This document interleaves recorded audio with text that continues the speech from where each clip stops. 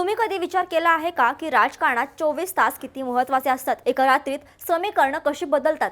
आज पुण्याच्या राजकारणात असंच काहीसं घडतंय, जे पाहून भले भले राजकीय विश्लेषक चक्रावून गेले आहेत. पुणे महानगरपालिका निवडणूक आता अत्यंत चुरशीची निवडणुकी झाली आहे. येत्या 15 जानेवारीला पुण्यात मतदान पार पडणार आहे. तर सर्वांचं लक्ष लागलेला निकाल 16 जानेवारीला जाहीर होणार आहे. या तारखा जाहीर झाल्यापासूनच पुण्यातील राजकारण अक्षरशः ढवळून निघाले. ज्या शहराला भाजपचा बालेकिल्ला मानलं जातं, त्याच पुण्यात आज भाजपच्या गोटात मोठी अस्वस्थता आहे. पण ही अस्वस्थता एका व्यक्तीसाठी मात्र मोठी संधी ठरते, आणि ती व्यक्ती म्हणजे राज्याचे उपमुख्यमंत्री अजित पवार. पुणे महानगरपालिकेच्या निवडणुकांचं बिगुल वाजलं आहे. उमेदवारी अर्ज भरण्यासाठी हातात काहीच तास उरले असताना राज्याचे उपमुख्यमंत्री आणि राष्ट्रवादीचे अध्यक्ष अजित पवार यांच्याकडे येण्यासाठी पुण्यातले मोठमोठे नेते आणि पदाधिकारी रांग लावून आहेत. एवढंच नाही, मागच्या काही तासातच अजितदादांकडे पुण्यातले तब्बल 7 माजी नगरसेवक आले आहेत. आजच्या व्हिडिओमध्ये आपण हेच समजून घेणार आहोत की पुण्यात अचानक घड्याळाची क्रेज का वाढली आहे, भाजपसारख्या प्रबळ पक्षातून दिग्गज नेते बाहेर का पडत आहेत, आणि सर्वात महत्त्वाचं म्हणजे अजित पवार पुन्हा एकदा पुण्यावर आपलं निर्विवाद वर्चस्व गाजवणार का, हे सगळं सविस्तरपणे समजून घेऊया. नमस्कार, मी मृदुला आणि तुम्ही पाहताय थोडक्यात. पुण्याच्या राजकारणात सध्या जो काही हाय व्होल्टेज ड्रामा सुरू आहे, त्याचं केंद्रबिंदू ठरले अजित पवार यांचं गणेश खिंड रस्त्यावरील जिजाई हे निवासस्थान. काल दिवसभर आणि रात्रभर या निवासस्थानाबाहेर कार्यकर्त्यांची आणि उमेदवारी मिळवण्यासाठी धडपडणाऱ्या नेत्यांची मोठी गर्दी पाहायला मिळाली. ही गर्दी केवळ राष्ट्रवादीच्या लोकांची नव्हती, तर यात भाजप, शिवसेना आणि काँग्रेसचे मोठे चेहरे सुद्धा दिसत होते. या संपूर्ण प्रकरणाची मुळं तिकीट वाटपात आहे. भाजपने पुण्यात आपली पहिली यादी जाहीर केली आणि तिथेच वादाला तोंड फुटलं. ज्या निष्ठावान कार्यकर्त्यांनी वर्षानुवर्षे पक्षासाठी काम केलं, त्यांना सोडून काही ठिकाणी बाहेरून आलेल्या आयारामांना संधी देण्यात आली. याचा परिणाम असा झाला की पुण्यात भाजपमध्ये मोठ्या प्रमाणावर नाराजी नाट्य सुरू झालं. मग या नाराज नेत्यांनी कुठे जायचं? त्यांच्यासाठी सर्वात मोठा, जवळचा आणि सुरक्षित पर्याय ठरले ते म्हणजे अजित पवार. अजित पवार यांच्या पक्षात केवळ काल एका दिवसात 7 माजी नगरसेवकांनी प्रवेश केला. यातील नावं पाहिली तर तुम्हाला या भूकंपाची तीव्रता लक्षात येईल. भाजपच्या माजी नगरसेविका सुनीता गलांडे, माजी नगरसेवक शंकर पवार, धनंजय जाधव आणि संदीप जऱ्हाड यांनी भाजपला रामराम ठोकला आणि थेट अजित पवारांच्या राष्ट्रवादीत प्रवेश केला. विचार करा, जे नेते कालपर्यंत भाजपचे स्तंभ होते, ते आज अजित पवारांच्या नेतृत्वावर विश्वास व्यक्त करत आहेत. पण हे केवळ भाजपपुरतं मर्यादित नाही. आश्चर्याची गोष्ट म्हणजे राष्ट्रवादी शरद पवार गटाचे माजी नगरसेवक निलेश निकम आणि काँग्रेसचे माजी नगरसेवक दत्ता बहिरट यांनीही अजित पवारांची साथ देण्याचा निर्णय घेतला आहे. दत्ता बहिरट यांची शिवाजीनगर आणि आजूबाजूच्या परिसरात मोठी ताकद आहे. तसेच पुण्याचे माजी उपमहापौर मुकारी अलगुडे यांनीही राष्ट्रवादीत प्रवेश केला आहे. याचा अर्थ असा आहे की पुण्याच्या राजकारणात सध्या पक्षाची विचारधारा बाजूला सारून अजित पवार हा एक फॅक्टर सर्वांना आकर्षित करतोय. आता थोडं इतिहासात डोकवूया. पुण्याचा आणि अजित पवारांचा संबंध नवा नाही. 2002 ते 2017 हा काळ आठवून पहा. या 15 वर्षांच्या काळात पुण्याच्या महापालिकेत अजित पवारांची एक हाती सत्ता होती. पुण्याचा विकास आराखडा असो किंवा शहरातील मोठे प्रकल्प, अजित पवारांच्या शब्दाला पुण्यात अंतिम मानलं घ्यायचं. प्रशासनावर त्यांची पकड इतकी मजबूत होती की त्यांना पुण्याचे कारभारी म्हटलं जायचं.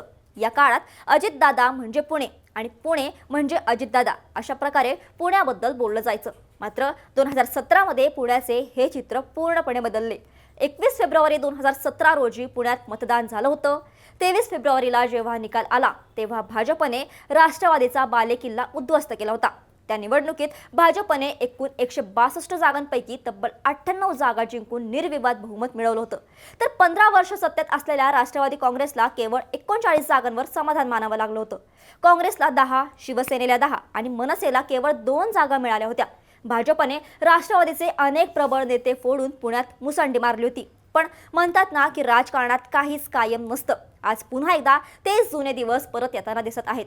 ज्या भाजपने एकेकाळी राष्ट्रवादीचे नेते फोडून आपली ताकद वाढवली होती, आज त्याच नेत्यांना तिकीट दिल्याने भाजपचे जुने आणि प्रबळ इच्छुक उमेदवार आता बाहेर पडत आहेत. हा भाजपसाठी मोठा धक्का आहे, कारण घरचा उंबरठा ओलांडून बाहेर पडणारे हे नेते स्वतःच्या प्रभावात प्रचंड ताकद राखून आहेत. या संपूर्ण गोंधळात महायुतीमधील अंतर्गत कुरबुरी सुद्धा समोर आल्या आहेत. बातम्यांनुसार एकनाथ शिंदे यांच्या शिवसेनेसोबतही जागा वाटपावरून काही जागांवर फिसकटला असल्याचं चित्र आहे. भाजपवर नाराज असलेल्या शिवसेनेच्या नेत्यांनीही अजित पवारांची भेट घेतली आहे. पुण्यातील शिवसेनेचे शहर प्रमुख रवींद्र धंगेकर, किरण साळी आणि अजय भोसले हे अजित पवारांच्या जिजाई निवासस्थानावर पोहोचले होते. जरी त्यांनी ही सदिच्छा भेट असल्याचं सांगितलं असलं तरी राजकारणात अशा वेळी घेतलेल्या भेटींचा अर्थ काय असतात हे आपल्याला वेगळं सांगायची गरज नाही. तर दुसरीकडे शरद पवार गटाने अजित पवारांसोबत पुण्यात आघाडी केली आहे. कधी महाविकास आघाडीसोबत जायचं तर कधी अजित पवारांसोबत चर्चेला बसायचं. या गोंधळात शरद पवारांच्या कार्यकर्त्यांमध्ये प्रचंड संभ्रम होता. पण या सगळ्या गोंधळाचा फायदा कोणाला झाला तर तो फक्त अजित पवारांना, कारण ते सध्या किंग मेकरच्या भूमिकेत आहेत. पुण्यातील या राजकीय परिस्थितीचा विचार केला तर आपल्याला एक गोष्ट स्पष्ट दिसते, ती म्हणजे भाजपने आपली रणनीती आखताना स्थानिक निष्ठावान नेत्याकडे केलेलं दुर्लक्ष. ज्यांना भाजपने तिकीट नाकारलं आहे ते नेते प्रबळ आहेत आणि त्यांच्या मागे मोठा जनसंपर्क आहे. जर हे सर्व नेते आता अजित पवारांच्या राष्ट्रवादीतून लढले तर भाजपच्या बालेकिल्ल्याला मोठं खिंडर पडणं अटळ आहे. पुण्यात साधारण प्रत्येक भागात सध्या अजित पवारांकडे जाण्यासाठी मोठी भाऊगर्दी आहे. एवढंच नाही तर जो कोथरूड परिसर आणि पुण्यातल्या जुना पेठ परिसर भाजपचा बालेकिल्ला मानला जातो, अगदी त्या कोथरूड आणि पेठ परिसरातून सुद्धा अजित पवारांकडे मोठ्या प्रमाणावर इतर पक्षांचे कार्यकर्ते आणि पदाधिकारी इच्छुक आहेत. अजित पवार सध्या पुण्यात का प्रबळ होत आहेत याचं मुख्य कारण म्हणजे त्यांची कामाची पद्धत. पुण्यात आजही असा एक मोठा वर्ग आहे जो मानतो की पुण्याचा विकास फक्त अजित पवारच करू शकतात. त्यांची निर्णय क्षमता आणि प्रशासकीय पकड यामुळे अनेक नाराज नेते भाजपपेक्षा अजित पवारांना पसंती देत आहेत. पुण्यात घड्याळाची टिकटिक आता अधिक जोरात ऐकू येऊ लागली आहे. पुण्यात सध्या जे काही घडतंय ते भविष्यातील मोठ्या राजकीय बदलाचे संकेत आहेत.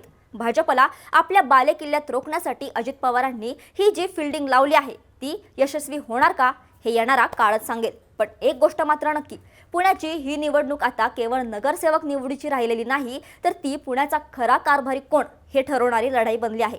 मित्रांनो, तुम्हाला काय वाटतं? भाजप सोडून राष्ट्रवादीत जाणारे हे नेते आपली जागा निवडून आणू शकतील का? आणि अजित पवार पुन्हा एकदा पुण्यावर आपलं वर्चस्व मिळवतील का? तुम्हाला काय वाटतं? तुमचं मत खाली कमेंट्समध्ये नक्की सांगा. जर तुम्हाला ही राजकीय विश्लेषणं आवडली असतील तर या व्हिडिओला लाईक नक्की करा आणि अशाच माहितीपूर्ण व्हिडिओसाठी थोडक्यातला फॉलो आणि सबस्क्राईब करायला विसरू नका.